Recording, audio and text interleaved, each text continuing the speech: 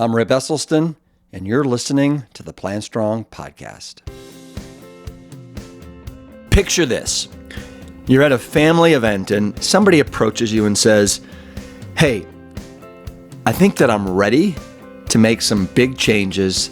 It looks like this whole food plant-based thing really seems to be working for you. You've piqued my interest. Where in the world do you recommend that I begin, and how should I get started?"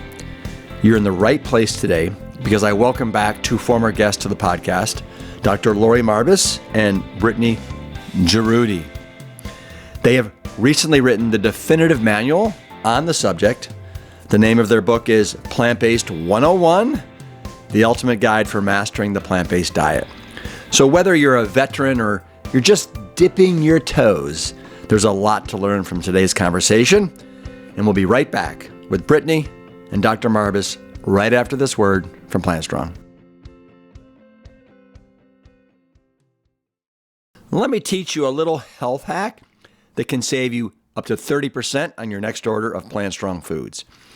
Thanks to our partnership with TrueMed, every single item in our product line is now 100% eligible for HSA and FSA reimbursement.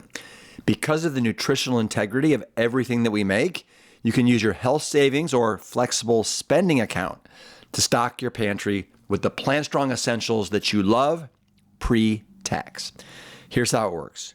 Just select TrueMed at checkout before you enter your payment information, and you'll then unlock those sweet FSA, HSA savings.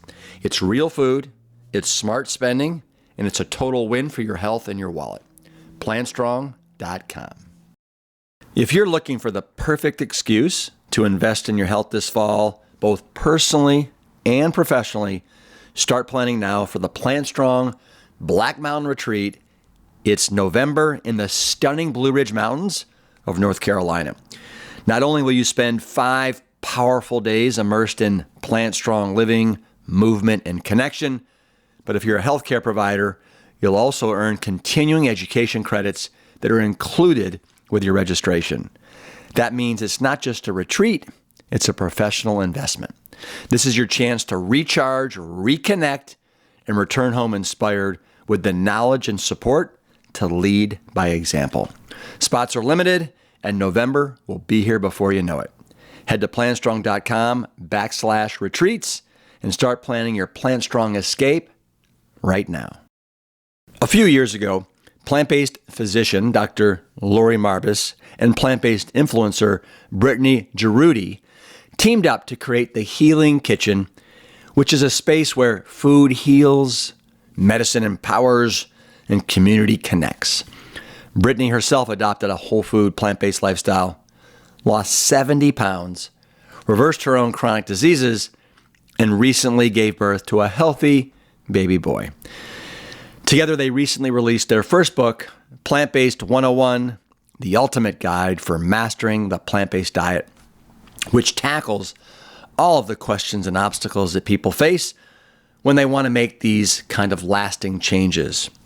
They address how to get started, time-saving tips for cooking, dealing with family dynamics, cost-effective eating, dealing with tempting situations, and a lot more. It's an approachable and inclusive resource from the unique perspective of a chef and a physician. I know you're going to enjoy this. Laurie Marbas, Brittany Jaroudi, welcome to the Plant Strong podcast. Brittany, I see you've got a little one that is hugging you dearly. What is his name and how old is he? This is Paul. He's 8 months. Wow. Well, he is adorable. Congratulations on that little precious gem. Thank you. So Laurie and Brittany, I've had you both on the podcast in the past. Laurie, for those that are interested, we had a fantastic conversation. It was episode 129. Gosh, that's probably almost 2 years ago now. Hard to believe. Wow. And then Brittany, you and I had a more recent conversation. We were episode 236 about your remarkable journey. But you guys, I have you on the podcast today because you have just written a wonderful book, and it's called Plant-Based 101, The Ultimate Guide for Mastering a Plant-Based Diet. And you do such a thorough job in discussing so many wonderful topics. We're not going to be able to talk about all of them today. I want everybody to buy the book, but just to give you an idea, there's topics on how in the world do you get started on a plant-based diet. You unravel all the myths that are swirling around out there. Is this a cost-effective way of eating? I think it is. Time-saving tips, plant-based cooking and recipes, family dynamics, which we all are dealing with and struggling with. Are there nutritional deficiencies that I should be concerned with?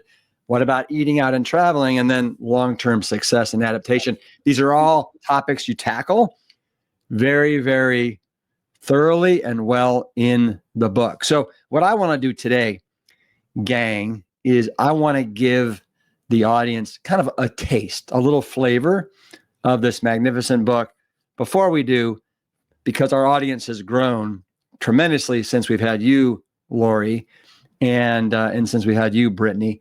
So Laurie and then Brittany, if you could just give our audience a quick little kind of summary of who you are and your background and why you're so passionate about plant-based. Sure. So my name is Laurie Marbas. I'm a board certified family and lifestyle medicine physician. I've been on a plant-based journey myself for 13 years, and it was because of a patient interaction where I actually saw the power of a plant-based diet with a young woman who stopped 2 of her attention deficit disorder medications because she felt so good at the age of 16. And that led me down the journey, the rabbit hole, to find the China study, and then it was no turning back. And so I'm actually licensed in all 50 states to see patients, and I utilize that to help people who are starting a plant-based diet, plant-based curious, the worried well, all those. Yeah, that's really a very quick nutshell. Yeah, and I have never heard of anyone that's licensed in all 50 states. Do you know anybody else that has done something so absolutely painful? Painful is a great definition. Nobody personally, but I know there's very few for sure. And because it's not one, an administrative nightmare, but also it's quite expensive to get, but then to maintain, there is a nice little price tag that goes with that. Wow. And just before we move on to Brittany, I do want people to know that, Laurie and I have worked together. Most recently, Laurie was the medical director at our Sedona immersion back in the fall of 2024, and we had a grand old time, didn't we? Yes, that was a blast. So anybody who wants to go, you really should go. It's absolutely one of the best times I've ever had. I mean, it was remarkable. Your team did a phenomenal job. Yeah. And then something that I think it was one of the last evenings we all had to pair up, and Laurie and I had to pair up and stare into each other's eyes without blinking and without talking for what felt like 5 minutes. It was one of the most curious and also borderline hard things I've done in a long time. And you did phenomenally well, Laurie.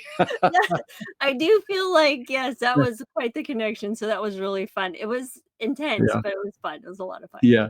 Yeah. So Brittany, let's bring you on. So give everybody a little taste of your background.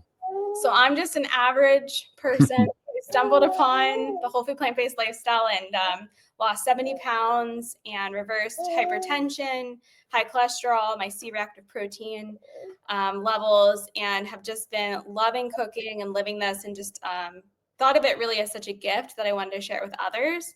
It allowed me to, like I said, lose all my weight, get healthy, and then have a really easy pregnancy and have this little whole food plant-based babe right here. And just, again, it's like the biggest blessing in my life, because I have a awful family history of genetic stuff that if I didn't do something, I would definitely be not having too good outcomes, I'm sure, in the future. Was this your first pregnancy and birth? Yes. Yep. Right. And you say it was relatively easy? Yeah, it went really well. I had a wild birth story, which I was sustained on well-being bars. I can tell about that some other time. But a really healthy pregnancy, no complications. And just really lucky to have this little fella. Wait. What is a well-being bar? I've never heard of that. Yeah, so they're a whole food plant-based bar that's just beans and dried fruit. And they're similar to a Lar bar, but with beans in them. And I love the company. We went to the hospital after my water broke, and it was like 5 to 6 a.m. And once you get to a hospital, they're like, you can't eat anything. Yeah. So I ate 2 well-being bars in my bag and then didn't have him until like close to midnight. Oh, I mean, it sustained me though through it all. But yeah.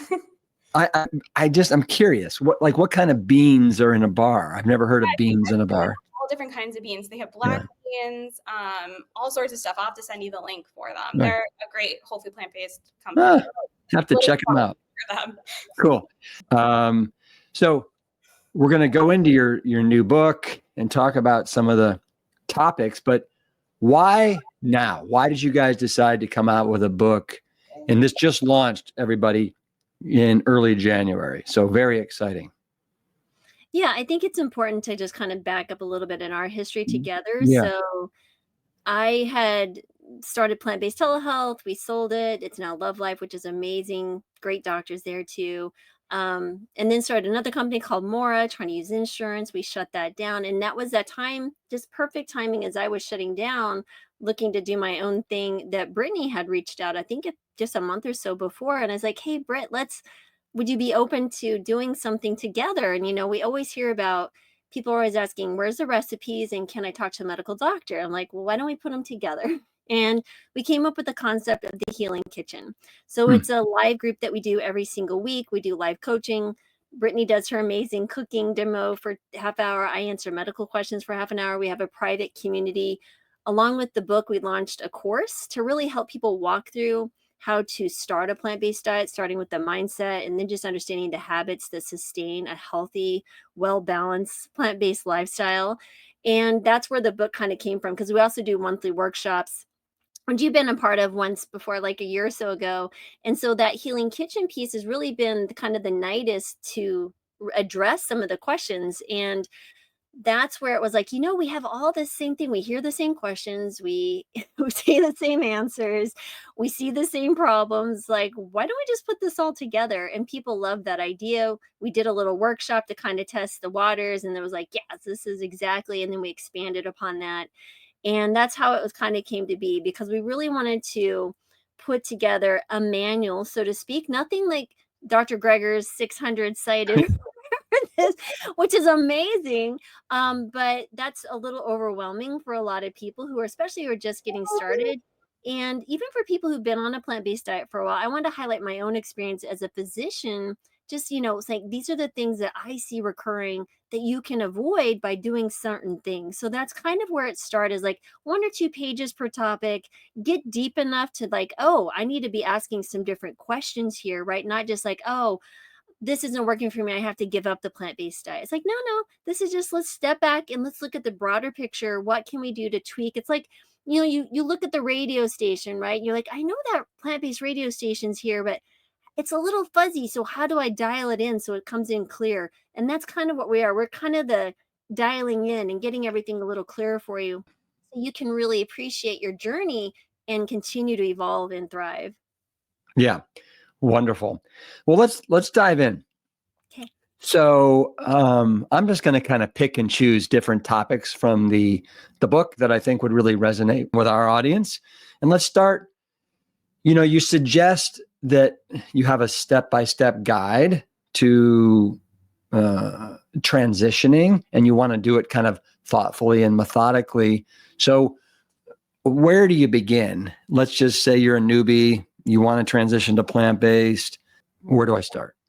Yeah, I think that's really important to highlight. Number one, when I first started, for example, my own podcast, was like, how do people transition to going from 400 pounds to losing 200 pounds and keeping it off? And I was always searching for like, what's that one thing to do? Was it the right recipe? Was it the right knowledge, right? But it's really easy to get all the recipes and knowledge of food. But if you don't have the mindset figured out, like the why, that is really the most important. So I kind of just highlight that for people, because there will be bumps in the road, like any new journey. And because you're stepping outside of mainstream food eating and you're Yeah. searching and going another way, you're going to hit all sorts of unexpected bumps. And so that's kind of where you need to be prepared to understand your why, so that it'll help you kind of navigate those and pull you over to, looking at that obstacle as a lesson of learning and reframing it, and being able to navigate it. So that was number one, is the why. And the next is, okay, I get why. I want to live a longer, healthier life. I want to be here for my kids. I want to have energy, right? I want to avoid chronic disease. I want to reverse my chronic disease, whatever that why is for you. And it'll be very different depending on the person. And that will be also, well, how can we now put in the things to help us not feel overwhelmed, right? Because when we get overwhelmed, we see resistance and we stop. So we break it down into really some simple ways to do that, right? Is how can you do this? Like, let's say you do just breakfast for a week at a time. Then you go breakfast, lunch, and dinner. We help you highlight what should be on your plate. Some people get very, very restricted because, again, maybe they throw in a ton of fiber and now they're feeling bloated. And no, they're like, I can't handle this. It's too much. Well, let's step back and go, well, what caused that, right? So how can we ease into it? Let's make this smaller so that your body has time to adjust. So you're not feeling the emotional resistance and the physical, symptoms. Let's really try to navigate this in a very thoughtful and methodical way. It's not very difficult, but once you have the knowledge and know what to expect, when you start seeing it and you tune in, it's a very mindful approach. So people can tune in and go, that makes sense. And so they back up and not feel scared, right? It's just, there's nothing to fear here. There's nothing to get frustrated, but that resistance is telling you something. And we just turn to it and say, okay, what does that mean? That's really the approach we like to take. Yeah. Wonderful. I think something that is very, very real, especially when people go, cold kale from the standard American diet to, whole food plant-based, is cravings and withdrawals. And you have a section in the book on that. And I'm just wondering, like, what would you tell people? What's the best way to deal with these cravings and withdrawals? Brittany, do you have any, Brittany's really good at helping people navigate that, I think, at least from their favorite food type standpoint. I think it's finding those alternative swaps. And I mean, you said it in your books a ton, and it's just finding things that are familiar. And I find that seasoning and flavoring them with sauces, or, cravings of cheese, making a cheese substitute or a meat substitute really goes a long way. And it's just finding what your family enjoys. But I find that when people get off this stuff and really start implementing the whole food plant-based lifestyle and these recipes, they feel so good. Their digestion's better, they're sleeping better, the energy's better, that it's not as tempting to go back to it after you've done it for a little bit. Yeah. I always tell people that, what do you think would happen if you're a caffeine drinker? You do coffee every day and then you go off the caffeine. What happens? You get irritable, you get headaches, you feel awful, you get grumpy. Right. And so I just let people know, listen, you're going to have to go through a period where you're going to feel worse before you feel better. And that's actually a good thing. Mm-hmm. So just hang in there. Yeah.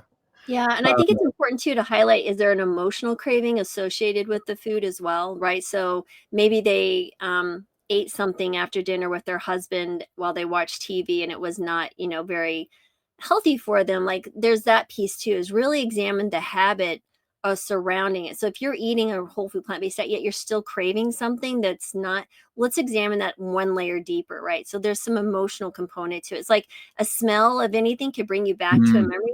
That's kind of the same thing. People may be feeling a bit nostalgic about that particular food in their life. And then once you understand that, we're like, well, okay, now let's build a new habit around something healthier or some other activity even, to really, satisfy that craving, because cravings are just the body's physical needs or emotional needs. There's something that's driving that craving. There was some reward circuitry that's not being met by you going to a whole food plant-based diet. So that's just one piece to think about as well. So what is it that's going on with me after like last night, I had a 1 meal crock pot of white potatoes, purple potatoes, kale, garbanzo beans, onions, and some curry and some spices. I had that phenomenal. It tasted so good. And then about 45 minutes later, I'm like, oh my God, I need my bowl of cereal with fruit on it. I mean, it was like all the little, I don't know, everything in my body was like, you want it. So does that just mean my little sweet tooth? It very well could be, right? Or maybe you just needed your nutrient. There was some nutrient or sweetness. I mean, who knows? It sounds Yeah, like a wonderful meal, both of them. So I wouldn't feel bad about it. But you also expend a lot of calories. yeah, So true, true. I don't know if you've ever seen him on the pickleball court, but it's pretty intense. So I was like, I am not being on that one. I'm over on the inner court. It's really entertaining. Yeah. All right. So let's move from cravings and withdrawals to, so you have a whole section on meal planning and prep for beginners. I would imagine that maybe this section was probably done by Brittany. I could be wrong, but like where do you suggest to make this simple when you start out? What's the best way? Yeah, I think keeping things as, you don't have to reinvent the wheel when you go whole food plant-based. It's like there's familiarity in cooking and planning. It's just making easy swaps. And some things are like, what are you going to replace the meat with? And it would be beans. And so it's just doing things like that when you go through meal planning. So it doesn't even mean that you have to redo everything you have. It can be switching out eggs for oatmeal and things like that. So I think we kept it pretty simple in the meal planner and in the recipes for you. I think the recipe piece is helpful because, for example, if there's, a bean chili like that's super easy to make, that's one thing that we have almost on a weekly, if not every 10-day rotation. So we tend to fall into camps of regular recipes, right? 7 to 9 recipes that most of us will make over and over again, kind of like your bowl, right? You're known for your bowl. And that's kind of the next step. Like my smoothie every morning it's been doing it for like 8 or 9 years. And so it works really well. And it just makes me feel really good. So that was, the one recipe. So yeah, just figuring out what that is for you, culturally driven too. Maybe it's because you're from Italian and you wanted Italian, or maybe come from a Mexican home. I grew up in New Mexico, so Mexican flavorings are my default by maybe not by genetics, but absolutely by nurture. So that is one thing. Is it more of a salads or, whatever that might be for you? So it really just depends. Yeah. If you're somebody that really misses that umami kind of enhancement, do you, Laurie, have any good kind of umami tricks to kind of enhance meals? It's fun because, I'm pretty boring, right? So when I like the chili flavors and those things, but I've been really enjoying watching Brittany do her magic in the kitchen because she'll bring out miso and I've learned so many things that I wouldn't have even dreamt of trying because one, I'm like, I don't even know what this is. Yeah. Two, I was like, I don't know the taste profile, how to make this. Like, that's not my thing. Hey, you're a diabetic, you want to get off your meds, I'm your person. But if you want to make something taste beautiful and fancy, but the umami piece, my husband loves that type of flavoring. So we have soy sauces, we have miso, and we're traveling now full time. So we have a smaller collection of really kind of like I would say, these are my standard must have. So it's chili powder, paprika. I think we have some nutritional yeast. We have, the standard things that most people would have in their kitchen, but Brittany's back. So he's asking about the umami flavorings that people miss. Yeah. What are some great umami enhancers? Yeah, I mean, I love like mushroom powders are great. So you can grind down dried mushrooms to give kind of a new umami flavor. I love some black molasses with even some like ginger and a little bit of miso. I know you mentioned it earlier, and some vegetable broth. So you can make a really easy sauce like pretty quickly by just throwing some of those things together. Yeah. Love it. What's your opinion, both of you, of raw versus cooked? Are you a fan of a combination of both, more raw, more cooked? Doesn't matter. Yeah, I know I personally love both. I live in Pittsburgh, which is similar to Cleveland. So although I know you're not there now, but Right. it's very cold in the winters. And so I love some cooked things for sure. And then I also loved raw. So I try to get both in my day throughout. Mm-hmm. Yeah, I think it's important to balance both. One, because certain foods you're going to have to cook in order to consume, like certain beans and things. So I try to incorporate as much raw as possible, but the cooked has its place as well. So I don't think there's a particular balance. I think summer I tend to be more raw because of fruits and more vegetables that are in season. And in the winter, I tend to fall back more to more cooked meals just because they're warmer in the climate. So again, what's seasonal and what's available and where you're currently living, we try to buy seasonally and what's being produced where I am, wherever that might be. And I think that's a great approach too. Mm-hmm. Yeah. Okay. So I think I heard a stat from Dr. Will Balshowitz that 97% of Americans are deficient in fiber. Yes. Right? Yes. Incredibly sad statistic because we know how important fiber is. Yes. So you have a whole section on fiber and its sources. I'd love for you to just touch upon fiber, especially since, we're now just starting to realize the importance for our immune health and microbiome and all that. Yeah. So, I mean, it's important to think about where's in your body, that's the first thing that the food touches is your digestive system, right? So it would make sense that there's some very important things there. And part of that is your immune system, right? It's, the brain gut axis. There's a lot of different things that we're learning.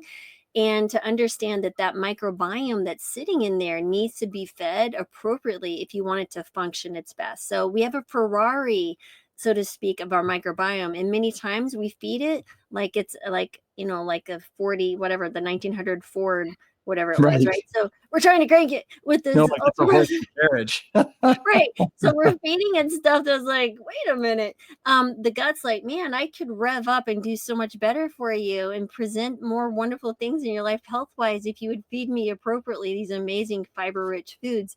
And that's where we really get to speaking to eating a diversity of foods, not being afraid to consume a small amount of nuts and seeds, fruits, veggies, beans, whole grains, and a variety of colors. So we've recently came up with because we listened to the Healing Kitchen community and they were like, I would love a checkoff list of everything. I was like, oh man, how am I going to put this on one page?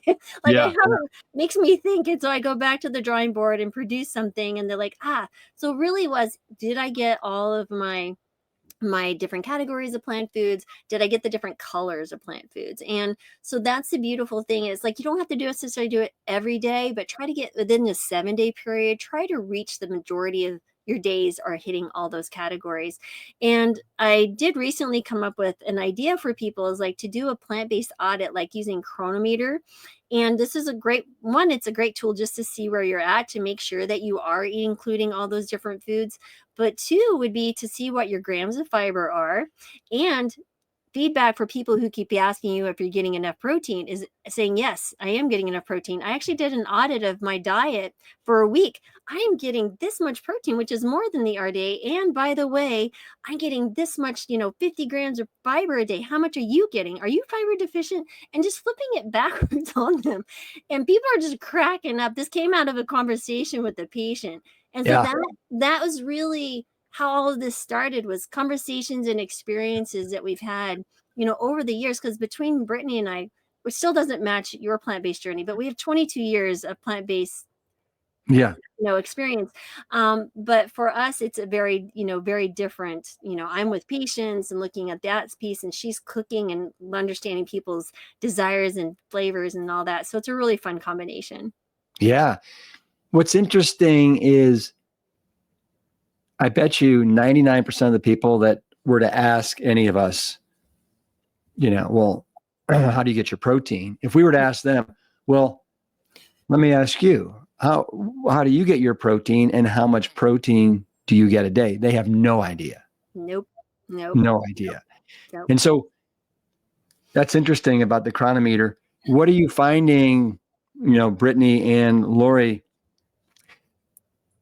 roughly how many grams of fiber are they getting when they transition to a whole food plant-based diet a day? Yeah, it's easily over 50 typically. Like if once they're all in and they're not consuming other foods that, fill the void of when you do consume food.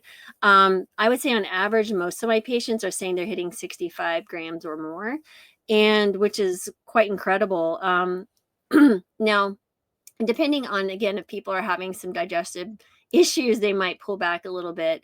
But for the most part, definitely over 50 grams per day, which is, what is it? I think the RDA is like 25 for women, 35 for men, which is anemic recommendations, but we're not even meeting half of that. I think average is like 12 grams of fiber per day per American. Oh my Right. goodness. And it's not even from whole plant-based foods. It's Oh, probably Metamucil and gummy bear fiber chews. right. Right. Exactly. Like, oh, I'm getting my fiber through Metamucil. So I'm like, Yeah. go eat an apple. Yeah. So, yeah. Exactly. Good stuff. So you mentioned protein, and you have a whole section on common concerns and pervasive myths. The first one, of course, is protein deficiency. What would you say about that myth? And is it one that should go away? Yeah, it's interesting. So, when you actually look at individuals who are eating, again, this gets to diversity and making sure you're not excluding very large, important categories like legumes and beans and whole grains, right? I will have people come to me. It's like, I don't eat beans because I had, a couple of days when I first started and I was so bloated and uncomfortable. I just don't eat any beans. I'm like, I'm dying. So I was like, okay, let's back up and have this conversation about the importance of beans. Soy products. People are very afraid of soy products, but they're wonderful sources of protein. They're wonderful sources of nutrients that can decrease risk of cancer, provide, decreasing cholesterol, all these different things, great for your bone health.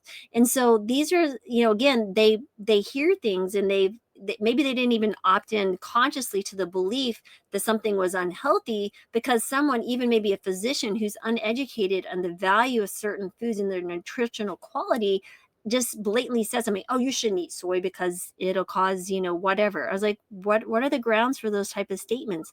And people don't even understand where protein actually originates. All protein, I don't care if it comes from an animal or anywhere, originally comes from plants. Come on. Plants are the only thing that can take the sunlight and the soil and make this magic thing happen and create thing called an amino acid, right? And so that's literally where it starts, is from the plant. So the animals eat the plant, then you eat the animal. Okay, your body breaks down that protein into its little milieu of amino acids, builds up the proteins that it needs, and does its thing. So again, people are just like, you're missing the whole point here. We're just removing the middle animal and all the things that come with that and go straight to the main protein source. Yeah. Yeah. And so, what have you found? I mean, with your patients and they're following their chronometer, Yeah. what are they hitting? They're typically having, so they'll, again, if we talk about different categories of patients, but on general, people are absolutely meeting the minimum RDA, which is 0.8, grams per kilogram of body, which is 2.2 pounds, right? As they get a little older, I do find if people navigate towards, maybe they eat only a pound of vegetables for breakfast, and if they're my little 70-year-old lady and she's like, I'm just so full, I can't eat anymore, I'm like, okay, let's talk about making a diverse breakfast bowl for in the morning. Yeah. So there's some categories. Again, when we start restricting, there's a potential that we might miss out on a lot of different micronutrients, not even the macronutrients of necessarily protein. But when you're eating a wide variety of foods, they're absolutely probably easily meeting. I know I easily eat it on a whole food plant-based diet, 1 gram per kilogram, very easily. And so now if you're an athlete, let's say you're raising a teenager and they're expending a large amount of different calories, there's a section in the book that describes and speaks to athletes or older people's nutrition or kids. Yeah. That's a little bit more nuanced conversation. And I think it should be individualized to the individual needs. And so, but for the general, if you're eating a wide variety of foods, you're eating enough calories to sustain a healthy weight, you're absolutely doing well. Now, if someone is tremendously overweight, they have 50, 100, 200, 300 pounds to lose. We're not going to eat to that weight. We can eat to the ideal body weight. Oh, that's interesting. Yeah. So that would be around a BMI under 22, in my opinion, because when I have patients, and I've been saying this for a long time, I think the categories of BMI above that, and again, I understand body composition and muscle mass and fat and all that different stuff. But when you start really hitting under 22, that's when I see blood pressure improve, blood sugars really start to trend off. You'll see it earlier, but like really getting off all medications. If I can get someone really paying attention to what they're eating, moving their bodies, dealing with the stress, that is the dialed in approach. And when we get under that, so we usually typically say, look at what your BMI would be around 22 or a little less. That would be the protein needs that you need to think about, not to keep 180 pounds. And again, unless you're a football player who's trying to maintain a muscle mass, that's a different conversation. Yeah. But my little old lady who's sitting on the couch doesn't need that much protein. Yeah. So. Well, let me ask you this, because I know you do talk about, some specific requirements for those that are aging, for obviously children, for athletes. But since the majority of, I think, the Plan Strong listeners are probably, let's say, 45 to 75, any particular nuances that you'd like them to potentially start thinking about as they're aging with any of the macro or micronutrients? Yeah. So I think it's really important to make sure that you're getting those 2 servings of legumes daily. Number one, that's going to be a great source of your protein. And if you can, do 1 or 2 servings of a soy product, as long as you're not allergic to that, because again, that is a wonderful way to get your calcium, your protein. And if you can do the whole soybean product, that's even better. So, the whole soybean, the edamame, the soy curls, those type of things, because there's so many nutrients that come in the soy product. It's just, again, you can get the organic. If you can't, again, just try to isolate. I really like to highlight beans and legumes, and Brittany does such a wonderful job bringing in all sorts of different types of beans into the recipes, which is really cool. But again, that also those whole grains. So whole grains and beans, such an important piece as we get older. If you can build around that, and that will really carry them, because some of the problems and questions we get are people like, I'm fatigued on a plant-based diet, I don't have enough energy. I was like, well, what's going on here? One, they're not eating enough calories, right? It's a volume food thing. So let's do more, maybe those more calorie dense things. So like sometimes I'll help, not uncommon, people like, I can't sustain a healthy weight, I'm losing too much weight, their BMI is hitting under 18.5, and they're like, how do I sustain a healthy weight? I'm like, well, you're one of the lucky ones. I get to go munch on these things, your avocados, your nuts and seeds, your nut butters, but also make sure you're getting all those other things. Again, not an uncommon problem that I see. And so that's where I'd highlight is, let's really make sure we're eating that diversity of foods, but the legume category in particular is so valuable as we get older. Yeah. Are you seeing anything with any kind of nutritional deficiencies with people that are aging, whether it's D, omega-3s, B12, and any nutrients of concern there? Yeah, that's a big thing. We talk about labs in the book, about which labs you might want to get checked.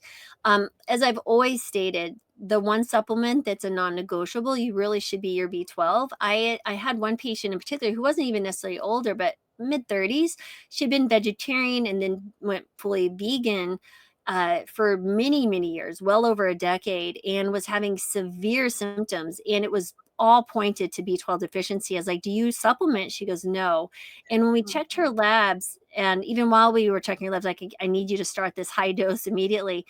It was severely under normal, like even like under the one, like 250, it was like 100 something. It was really, really low. So we started injections, and all of those went away. Luckily, she didn't have any permanent damage. So this is one thing that we don't want to mess around. If someone tells you you can just eat fortified foods, no, you need to supplement. But they're like, oh, but a plant-based diet is supposed to meet all my needs. Well, then go eat some dirt, don't wash your vegetables, drink some unfiltered water, get your B12 that way. If you really want to be natural, then don't walk in a grocery store, go grow your food. And then that's how you can get your B12. That's where those organisms live. But people like, Okay. So we can't, we live in a very different society. We live in a different world. So yes, you might need to supplement a few little things. Vitamin D is a really important one. So if I have women who come in, let's say they have osteoporosis, they transition to a plant-based diet maybe in their 50s, 60s, 70s. It doesn't matter. I don't know when that osteoporosis even began. I don't know what their bone bank was when they were 30. I don't Yeah. know what their, I don't know, but there maybe they were very ill on a, let's say, autoimmune disease, and they were on high doses of prednisone. And that was the problem. It's not the plant-based diet that causes it. When you highlight osteoporosis and you're 50, 60, 70, this happened decades ago. This didn't happen overnight. And so that's really important thing to say, but we can help address it, resistance training, making sure your vitamin D is where it needs to be, making sure you're consuming enough of those foods, again, the soy products, to get that calcium and the protein, which is important for your bone health. It all points to the same lifestyle measures that you need to be doing. And so other nutrients, I would think an algae omegas could be a good supplement for many people. I take these just because I like, it's like an insurance policy, right? So you can absolutely eat ground flaxseed, walnuts, all those things. We convert a little bit, 5 to 15% of those, our gut does, to the long chain omega-3s. However, they're very hard to know for sure how much. So I consider it, if my brain health and my heart health, and they can just take a little bit of an algae omega and be okay. This is a plant-derived omega-3, the long chain. I'm okay with that. I personally am not, I don't have to live to some perfect dogma, or like I'm feeling like I break the rules. I might as well get. I don't live like that. I'm like, what does the data say? If I can supplement, because I know a plant-based diet is absolutely the best way to be eating for ourselves, the planet, and the animals. It makes zero sense to me to go backwards just because I have to supplement B12. That makes zero sense. And so yeah, that's where I sit on those. Yeah, but that, I would say omegas, the B, the D12, or excuse me, the B12, the D. Those are the big ones that I most of the time. Yeah. And again, depending on if you're a menstruating woman and you have a lot of Mhm. heavy periods, maybe you need a little bit of an iron supplement. That's even outside of your diet. But also, iodine. If someone doesn't consume enough iodine rich foods, you might be iodine deficient and your thyroid will start. But again, if you cut out the salt, which is fine, I'm not saying you should consume salt. Iodized salt is where we typically get our iodine. And so those are just some things to highlight, which we do here. Because again, these are just things people don't think about. So, but now you will be an expert in a plant-based diet because you will have the knowledge in a really simple manual. And that's why we did that. Okay. Wonderful. Brittany, question for you. Do you have many friends that are whole food plant-based? So I'm lucky that my husband does this with me Yeah. and raising our son this way. But my personal friends, before finding out about being plant-based that I grew up with, no. But I'm really lucky that there's a group here about 10 minutes from my house that had a plant-based community that I was able to join. And I've become really good friends with a lot of those ladies now. So yes and no. Yeah. I'm wondering how do you, what's your strategy for kind of navigating those friendships, and, what would you recommend for somebody that's potentially in a relationship? Maybe their partner is not in alignment with their whole food plant-based philosophy. Well, I think it's really important to reflect on why you're doing it, and it's for yourself. For me, whenever I decided to go, my husband didn't have really any health issues, so I just told him this is what I was doing for myself, and he could do what he wanted, and I was going to go forward with this. So I think being really strong in your convictions is very important to sticking with it. And so when we go places now with family or friends, I just like to bring a dish that's whole food plant-based that I think everyone will enjoy. And a lot of people are really curious about it. So I always tell people to make sure there's enough for you and for people. Mm-hmm. When I started off, it was not having anything to eat because, everyone ate the food I brought for myself. So I think that can be really a good stepping point. And also, just being really open-minded that people are going to be curious and have questions. And I feel like when you first find out about this, you kind of want to get on your soapbox and like help everyone. And so I've learned over the years to have a little bit more of a gentle, softer approach into it. And I feel like that's paid off a lot of really well with like people that know me personally, with family and friends. Boy, I'd like to see your hard-nosed approach. I don't know, do you have a hard-nosed approach? I know. Yeah, I think at the beginning you could just get a little bit more like, you just want to help people. So it's like you don't want your friends and family to suffer. So it's just, you just want to share everything you've learned. So I think that some people can take that in a good way and some people might not like that. Yeah. Well, Brittany, how often would you say that you go shopping a week? Oh my gosh. I'm not the person that should be answering that. I go like every couple of days, because I'm always recipe testing. But on the average, if I'm not doing something, like I could go every 10 days. Yeah. So where I'm going with that question is, and how long have you been whole food plant-based? Coming up on, it'll be like 9 years this spring. Okay. 9 years. Do you find that eating this way is more expensive or more economical than how you used to eat? So much cheaper, I would say, because you're spending money, you're not spending money on meat and cheeses, or processed foods are really expensive. I really love to buy like bulk foods or dry foods and make them from scratch. So like we buy all our whole grains in bulk or our beans in bulk, and that way it's really affordable. I do buy like some no salt added canned beans for convenience, but even going to Whole Foods or something like that, you can get that ridiculously cheap, even making sure that they're like that specific organic, no salt added convenience can that I like to use. So I feel like I save a lot of money, and even with recipe testing, I'm not spending nearly what I was. And like I said, I go to the grocery store pretty often now. Yeah. Yeah. No, this definitely can be easy on the pocketbook. So here's a question, and I'll let whoever wants to tackle it, maybe both of you want to tackle it. What have you found with yourselves and with your clients with flatulence, which is, something that people say, happens, especially when you transition to this lifestyle and you're getting in all that fiber and your kind of gut is trying to figure it out. Well, maybe we can talk about that any way you want, but then also what are some ways to help modify and ease that flatulence? Personally, it's something I feel like a lot of us go through, especially when you're eating more fiber. And I think it's just a thing that you like ride out a little bit. And it gets better. I could say it did not take me all of the almost 9 years I've been plant-based to get rid of that. It goes away pretty quickly. But there's some things you can do, like rinsing your beans and grains really well before you cook them, or using canned can be a little bit easier on your digestion, and like cooking your greens and things like that as well, I find. So, if that is a problem for you, no, it does not last, forever or very long.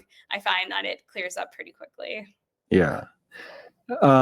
Laurie, have you found that many of your clientele have food allergies or sensitivities? And maybe there's that lead to increased flatulence, or is that even a thing? No, I think there's majority of people are fine, right? I think it's a fiber load. So the fiber load in the beginning. And so if you're coming from a very fiber deficient state and you're like, I'm all in, and suddenly you're like the perfect picture plant-based eater, there might be a bit of some consequences to those actions. Even though you have wonderful intentions, the body's like, well, this is the reality. This is what I got to do. So there's that piece. But for the majority, when it comes to food allergies and sensitivities, it's a really nuanced conversation regarding what real allergies are. If someone actually is celiac or has a pretty sensitive gut to gluten, that's a separate issue. When I see it's a big issue is someone who has pretty severe autoimmune disease. And so, which harkens back to the need to really have a really healthy gut microbiome. And that's why I love about, Brittany having a little guy. He's such a beautiful example of he's probably going to have less sick days. Of all the baby people I know, because I've helped so many people, like my pediatrician's great, but can you help us with this, navigate this, right? That's really, really important, is that you're decreasing the chronic disease risk because you're making sure that gut is so healthy. But when we start really thinking about someone who has severe autoimmune disease, like my friend Chris Miller, Dr. Chris Miller, which I think you've had Yeah. on the podcast as well. Yeah. With her lupus, her journey was really long. She was like, boy, I went plant-based, and she talks about how some of those actually worsened her symptoms in the beginning, but now she can eat pretty much everything. Granted, we started around the same time, almost 13 years ago. We've been friends for a really long time. We met each other in person, and that's how we started working together. But that was really an important piece to highlight, was that if you have really severe autoimmune disease, your navigation of this might be a tad bit more tricky. And that's where I see that most people have. If you have pretty severe autoimmune disease, that's where the food sensitivity can really be an issue. And that definitely needs to be taken into account. Yeah. It seems like there's a whole segment of influencers and people that are out there right now that are trying to bash plants. And it's for myself, and I'm sure for you guys, it's kind of disturbing that people are trying to make whole plant foods out to be, not healthy. They're loaded with anti-nutrients. You have a little section in your book where you talk about phytates, oxalates, and lectins. Yes. I think it'd be helpful if you could just address those three things. There's going to be individuals who want to create a way of scarcity or worry or concern, right? That if you eat certain foods, like let's say lectins or phytates, a lot of plants have these in them, right? But when you cook the foods, like let's say beans and lectins, for example, when you cook them to where you can actually eat them, the lectins pretty much dissipate, right? So that worry and that concern is and I won't highlight any names, but there are people who have made a living saying you shouldn't eat these plant foods unless you take my supplement, right? My lectin absorber, like, wait a minute, let's back up and look at the data from there's communities where people live the longest for, hundreds of years. Like going back, people live to be 100 centurions, like the blue zones. They didn't have to worry about lectins. They didn't have the heart disease, the cancers, all these things that we're dealing with in our current state of health in the United States, especially.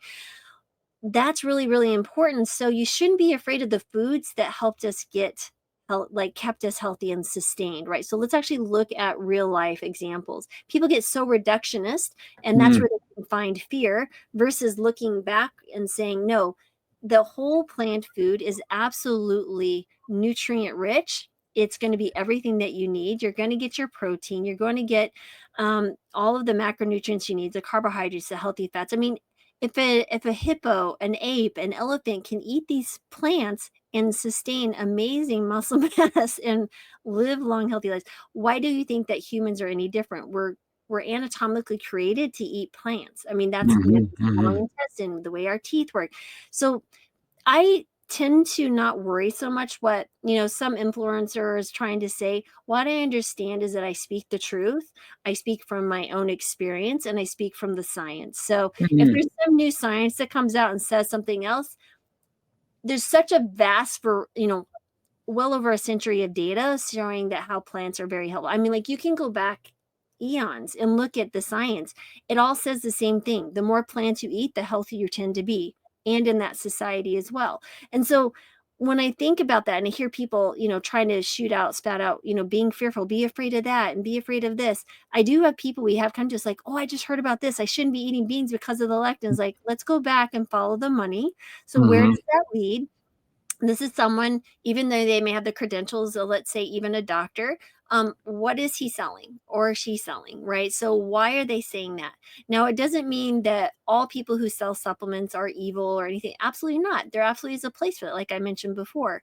But don't let that get you off to understand that a whole food plant-based diet absolutely can see it. You see it in people's testimonies, right? When you lose 300 pounds, you reverse type 2 diabetes, you reverse heart disease. There's so much evidence to point the opposite direction. If you have a couple of people who just stand up and say, oh no, this isn't working, what is your credentials and experience to be able to say that? And then what are you promoting? So let me see what's your ecosystem that you're operating out of, right? What is the context of these statements? And then learn to think critically. Don't just respond and go, oh, I can't do that now. Let's use this mind that we have to think critically of where's this person coming from and walk away from that. That's ridiculous. Go to places, people that you can trust. And if you're not, you're curious, ask more questions, go do some research. There's so much availability and understanding, research at hand. There's just so much availability. There's so much you can do to understand that you shouldn't be fearful, right? So ask more questions, use your critical thinking skills. If you don't have critical thinking skills, it's time to develop them.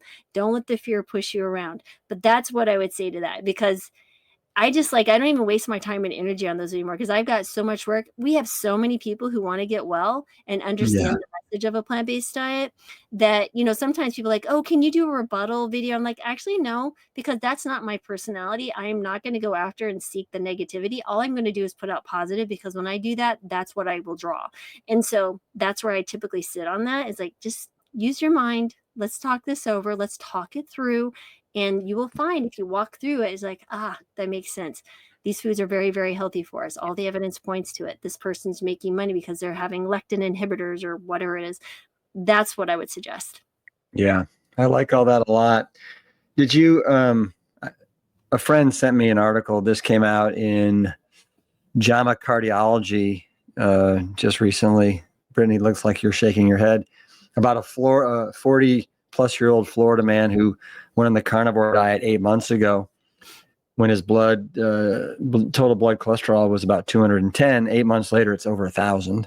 Oh my God. And he was eating cheese, sticks of butter, and hamburgers almost exclusively. And he started developing basically these fatty pustules on his palms of his hands and his feet and his elbows, I guess, where the fat in his yeah. And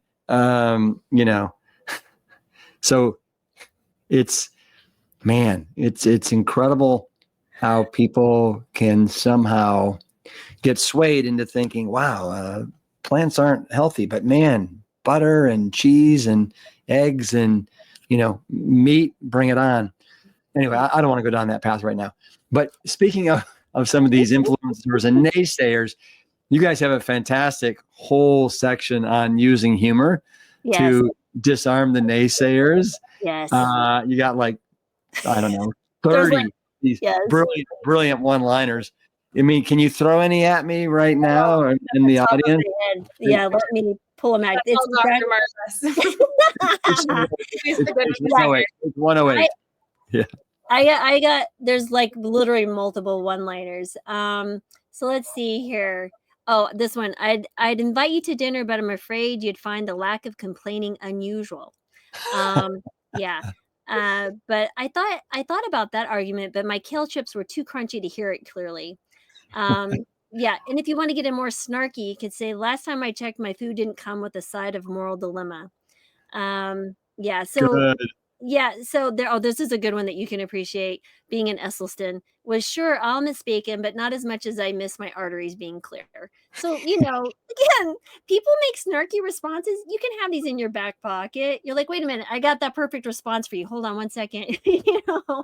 I'm just like, I found that humor tends to disarm situations, and people step back and go, well, I wasn't prepared for that. No. So.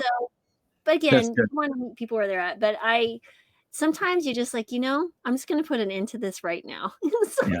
Well, certainly not the Doug Lyle approach, but this is got a little bit of edge and sassiness to it that I like.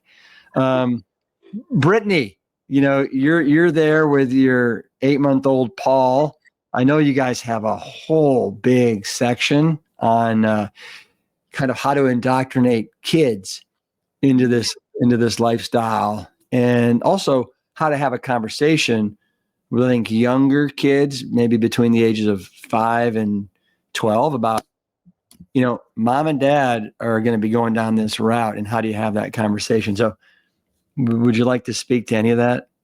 Yeah, I mean, I'm just starting off, so we'll see when Paul starts like talking back to me or like giving me a little bit. So far, I mean, like he loves sweet potatoes are his favorite thing, and avocados, and everything we've tried has gone over really well.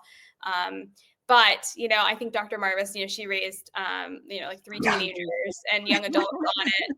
So it's nice that we both have both perspectives. Like, I feel very blessed that I was able to be whole food plant-based before he was conceived, throughout my pregnancy, and now we're able to like give him, I feel like, a big blessing boost that this is like his normal, growing up with us cooking for him this way. But coming to it when you are not whole food plant-based and you have kids and you're finding it later can be a little bit of a different scenario to go through. So Dr. Marvis, it's nice that we have both aspects of it here. Yeah. All along the time continuum. Yeah. Absolutely. Yeah, mine were 13, 15, and 18, 13 years ago. And so really, I think there's one rule of thumb is that in the home, we eat plants. That's plants rule. This is the way it is. Outside the home, y'all do what you want.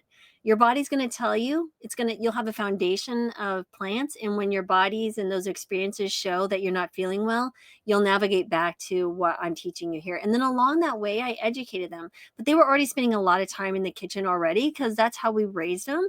And like just because I'm the mom doesn't mean I'm the only person standing in this kitchen. That means that every single person that walks through that door that is a Marbas is going to be in the kitchen at some point.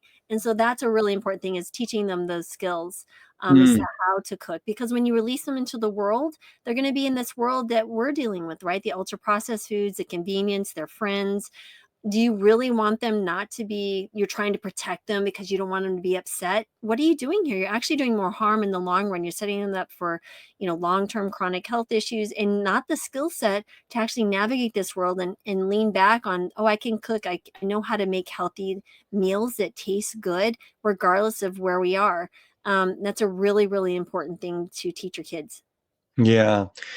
Brittany, how many recipes are in this book? There's about 30. So we don't say this is necessarily a cookbook, but a guide to recipes. But there's so many. I mean, I was just looking at the buffalo wings with the whole food plant-based ranch and buffalo sauce is like one of my favorites. There are so many good ones in here. There's a Southwestern salad, a breakfast scramble. So it's really a good push to get you started. And then we have hundreds of recipes on our website, and between the Healing Kitchen, oh my gosh, I think there's a lot. Like I said, there's a lot. Yeah. And then Brittany's website and what she does. I mean, there's probably thousands at this point. So yeah. Yeah. Well, I am right now looking at the PDF that you guys sent me so Laurie, if you could hold yours up too, the ultimate guide for mastering a plant-based diet. If any of you just want everything from A to Z, I highly recommend you check it out. Is there an easy way to get a copy of this? Where would I go? Amazon. Just type in Plant-Based 101. You can type in Marbas, Brittany, Jaroudi, any of those names, and it'll pop right up. Yeah, we've been really lucky. We've been like the #1 release in fiber and nutrition. So there's some really cool things to see. And we're getting great feedback from it. But people are like, man, this is just a simple, straightforward, getting to the point manual that's not been out there, because I was like, man, we're going to condense everything that we get asked in one place. And if you have deeper questions, we give you those resources too. So. Yeah, no, you're right. It's very accessible, and it's what is it, about 120 pages? 135 pages, I think. Yeah. It's not overwhelming. Yeah. No, I loved looking through it, and you guys did a wonderful job with that. Way to be. Any departing words from either of you to the Plant Strong audience? No, just thank you for being here, and just understand it's just, you don't have to get overwhelmed with the journey. It's the best journey you can be on. Again, I find it to be the most powerful thing that I can prescribe my patients. It's not going to be a prescription of another pill, but it's another salad, it's another bean dish. It's one of those things, and you can share this with others and help them. It's so accessible but you can't be fearful. You can't allow the resistance of people or your own thoughts and worries push you from not doing this. If you're feeling a pulling, there's a reason. And so I would say lean into that and don't be afraid. You can do it. Nice. Yeah, and I would just say the more plants you can eat, the better. So however you find ways to sneak in all of your plant-based foods, the healthier you'll be. Well, Brittany, I hope that Paul, right? Paul is napping, and he's going to be in a great mood when he wakes up. I hope so. Yeah. Well, Brittany and Laurie, it was wonderful to have you back on the podcast. Let me know when you write another book, and we'd love to have you back again. Yeah, we're playing around with some cool ideas around healing habits from the Healing Kitchen. So yeah, we've got some fun stuff coming. So keep your eye out. Yeah. You guys are plant strong animals. Yes, we're working on it. Yeah. So on the way out, I'd love for you to do the standard goodbye. And everybody at home, if you're watching this on YouTube, join us right now. Let's do a big virtual Plant Strong fist bump. All right. On the count of 3. All right. 1, 2, 3. Plant Strong. All right, you guys. Plant-Based 101. Go get them. I loved so much of the common sense material that was in this book, as well as so many of the humorous takes on how to handle all of those uncomfortable situations that we all find ourselves in from time to time. As many of you know, I've been at this for almost 40 years and still encounter the same questions that many of you do. Plant-Based 101 is a confidence book. It's a manual to get started and then a guidebook to stay committed. I want to thank Brittany and Laurie for getting this work out there. And of course, I'll be sure to put links in the show notes on how you can follow these two and then also purchase the book. I want to thank you so much for listening, and always, always have confidence in Plant Strong. The Plant Strong podcast team includes Carrie Barrett, Lori Kordowich, and Amy Mackey. If you like what you hear, do us a favor and share the show with your friends and loved ones. You can always leave a 5-star rating and review on Apple Podcasts or Spotify. And while you're there, make sure to hit that follow button so that you never miss an episode. As always, this and every episode is dedicated to my parents, Dr. Caldwell B. Esselstyn Jr. and Ann Cryle Esselstyn. Thanks so much for listening.